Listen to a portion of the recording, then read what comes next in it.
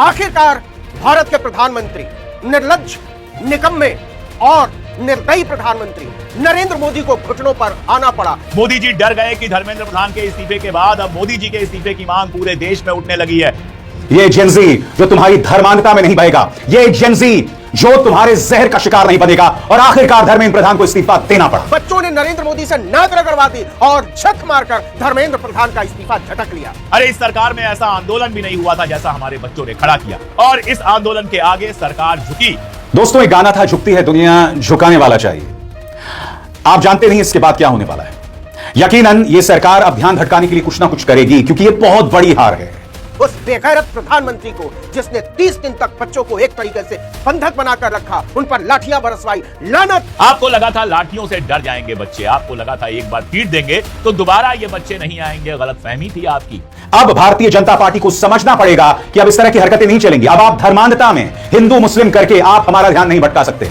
Media को भी बदलना पड़ेगा, मीडिया को अपनी सोच बदलना पड़ेगा और असली मुद्दे उठाने पड़ेंगे।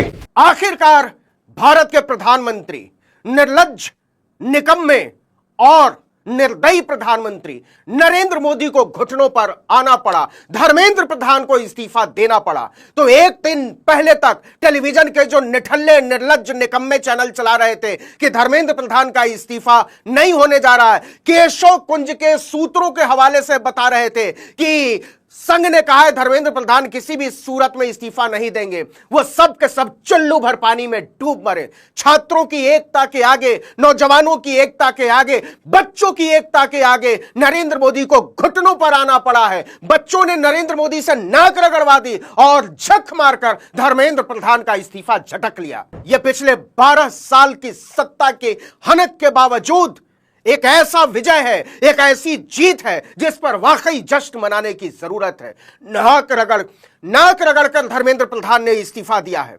यह छात्रों की न केवल जीत है बल्कि लोकतंत्र की जीत है, लोकतंत्र में सामूहिक आवाजों की जीत है। उन बच्चों को सलाम जिन्होंने लाठियां खाई हैं इस जीत के लिए, उन बच्चों को सलाम जिन्होंने आंसू गैस के गोले खाए हैं, उन बच्चियों को सलाम जिन्होंने घटिया पुलिस वालों की, दिल्ली पुलिस के बेशर्म अधिकारियों की बदसलूकी और बेहयाई झेली है। उन तमाम लोगों को सलाम जो इस लड़ाई में बच्चों के साथ खड़े रहे, और लानत उस बेगैरत प्रधानमंत्री को जिसने 30 दिन तक बच्चों को एक तरीके से बंधक बनाकर रखा, उन पर लाठियां बरसवाई। लानत उस होम मिनिस्टर पर जिसने अपने पुलिस फोर्स को बच्चों की पीठें तोड़ने के लिए लगा दिया। लानत उस शिक्षा मंत्री पर जो बेहयाई के साथ पर्चा लीक पर पर्चा लीक करवाता रहा और आराम से अपनी कुर्सी पर भारत की जनता के पैसे से मुफ्त की रोटियां तोड़ता रहा। तो धर्मेंद्र प्रधान का इस्तीफा हो चुका है और भारत की जनता के लिए यह जश्न मनाने का वक्त है। यह वक्त है सरकार के लिए यह रुक कर सोचने का कि आपकी बेहयाइयों को, आपकी बदअखलाकियों को, आपकी बदसलूकियों को, आपकी बदतमीजियों को हम समझते हैं। और बेशक आपने एक पूरा गोदी मीडिया का आवरण अपने ऊपर ओढ़ रखा हो, उन निर्लज्ज रिपोर्टरों को, उन बेशर्म टेलीविजन चैनलों के संपादकों को, उन बेहया एंकरों को लानत है, लानत है, लानत है। चुल्लू भर पानी में डूबकर मर जाओ। तुम्हारे बगैर, हां, गोदी मीडिया तुम्हारे बगैर, इस देश के बच्चों ने भारत के शिक्षा मंत्री का इस्तीफा झटक लिया है। नरेंद्र मोदी का थोपड़ा सूजा हुआ है, वो घुटनों पर बैठे हुए हैं। ये उदार होना नहीं है, यह झुकना भी नहीं है, यह बच्चों की मांग मानना भी नहीं है। यह वही लीचड़पन है जिसके लिए नरेंद्र मोदी को ख्यात है, सत्ता से जोक की तरह चिपके रहने की लालसा। इसको जाने देते हैं, लेकिन इस समय का सच यह है कि धर्मेंद्र प्रधान का इस्तीफा हो चुका है।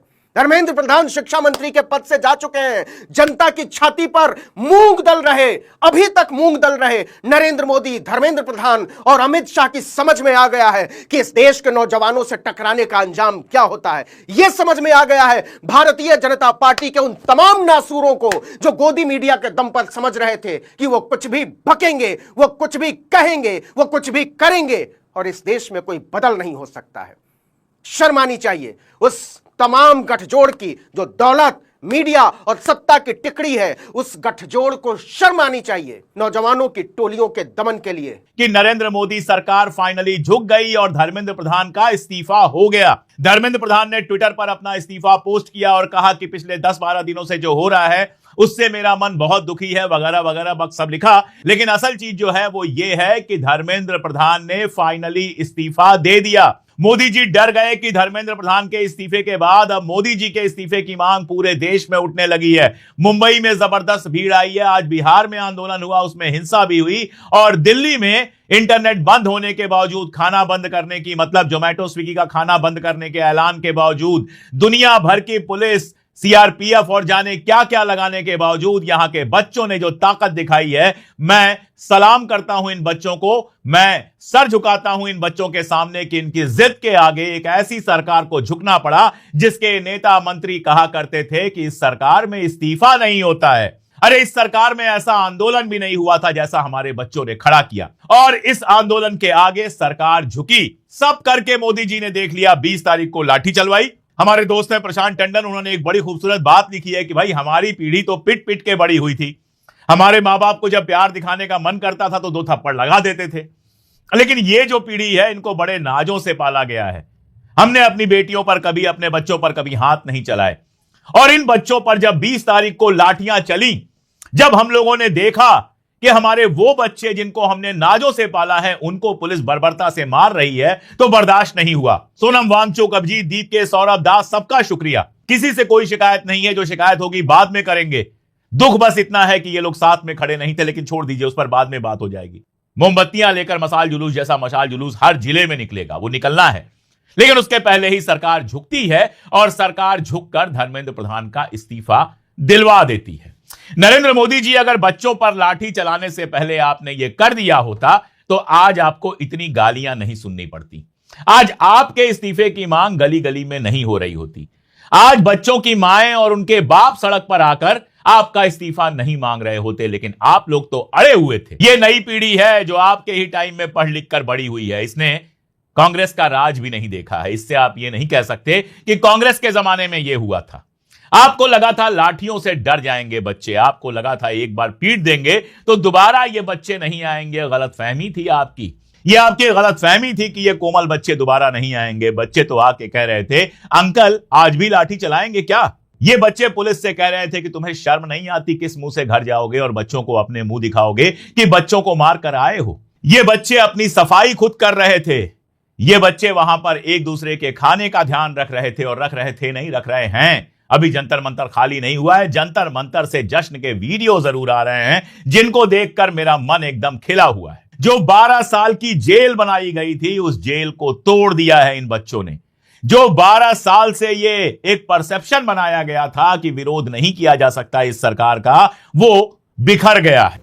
ये जेनजी जो तुम्हारी धर्मांधता में नहीं बहेगा, ये जेनजी जो तुम्हारे जहर का शिकार नहीं बनेगा, और आखिरकार धर्मेंद्र प्रधान को इस्तीफा देना पड़ा। दोस्तों, एक गाना था, झुकती है दुनिया झुकाने वाला चाहिए। आप जानते नहीं इसके बाद क्या होने वाला है। यकीनन यह सरकार अब ध्यान भटकाने के लिए कुछ ना कुछ करेगी, क्योंकि यह बहुत बड़ी हार है। इसी तरह से हमारे किसानों ने ना कुछ चने चबवा दिए थे। पहले आप कृषि कानून लाते, उसके बाद किसान जब सड़क पर उतरता है तब 750 किसान मर जाते हैं। और प्रधानमंत्री नरेंद्र मोदी ने स्वर्गीय राज्यपाल सत्यपाल मलिक से कहा था कि मेरे लिए थोड़ा ना मरे हैं। उसके बाद प्रधानमंत्री नरेंद्र मोदी को कहना पड़ता है कि मेरी तपस्या में कोई कमी रह गई होगी। मैंने कहा ना दोस्तों, अब जवाबदेही का वक्त आ गया है, और जवाबदेही जेन जी तय करने वाला है, इस देश का युवा करने वाला है। अब भारतीय जनता पार्टी को समझना पड़ेगा कि अब इस तरह की हरकतें नहीं चलेंगी। अब आप धर्मांधता में हिंदू मुस्लिम करके आप हमारा ध्यान नहीं भटका सकते। मीडिया को भी बदलना पड़ेगा, मीडिया को अपनी सोच बदलना पड़ेगा, और असली मुद्दे उठाने पड़ेंगे। असली मुद्दे उठाने पड़ेंगे, आपको लोगों के सरोकार से जुड़े मुद्दे उठाने पड़ेंगे। मैं उम्मीद करता हूं, और अब भी मुझे अपनी सरकार पर विश्वास है, मैं उम्मीद करता हूं कि अब आप असली मुद्दों पर फोकस करेंगे, लोगों पर जुल्म नहीं करेंगे। आपको हार का सामना करना पड़ा है, इसके एवज में कहीं जो संस्थापक थे कॉकरोच जनता पार्टी के, उन्हें टारगेट ना किया जाए। मुझे इस बात की चिंता है, कहीं उन्हें टारगेट ना किया जाए। यह आरंभ है दोस्तों, और यह आरंभ प्रचंड है। इस देश के युवा ने बता दिया है कि हंसकर, मजाक बनाकर, जश्न मनाकर वो इस सरकार की नींव हिला सकता है। और यह महज आगाज है, यह शुरुआत है। मैं आपको बतलाना चाहूंगा दोस्तों कि जब कांग्रेस की सरकार हुआ करती थी तो 2010, 11, 12 के आसपास अहंकार बढ़ गया था, मगर फिर अन्ना आंदोलन हुआ। हालांकि वह अन्ना आंदोलन बाद में जाकर क्या हुआ कोई नहीं जानता। जब सरकार के खिलाफ लोग सड़क पर उतरने लगे, चाहे निर्भया आंदोलन हो, तब धीरे धीरे धीरे सरकार का अहंकार खत्म हुआ। अंग्रेजी में एक शब्द है यूब्रिस, यानी कि आप अपने आप को न जाने क्या समझते हैं, वो खत्म होता गया। अब इस सरकार को अपना यूब्रिस, अहंकार, वो त्याग करना पड़ेगा, क्योंकि अगर आपने नहीं त्यागा तो इसी तरह से आपको हार का सामना करना पड़ेगा। आपको बदलना पड़ेगा, आपको संयम लाना पड़ेगा, आपको बदले की कार्रवाई त्यागनी पड़ेगी।